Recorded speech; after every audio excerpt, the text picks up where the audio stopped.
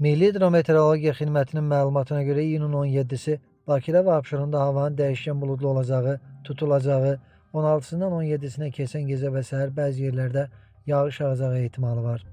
Temperatur gecə 19-21, gündüz 25-29 dərəcə isti, atmosfer təzyiqi 757 mm civə sütunu olacaq. Naxçıvanda da sabah gün ərzində yağıntı ehtimalı var. Havanın temperaturu 22-27 dərəcə isti olacaq. Azərbaycanın bəzi rayonlarında yağış yağacağı, şimşək çaxacağı, şimal və qərb rayonlarından başlayaraq digər yerlərdə yağıntının leysan xarakterli, intensiv olacağı, dolu düşəcəyi, yüksək dağlıq ərazilərdə sulu qara keçəcəyi ehtimalı var.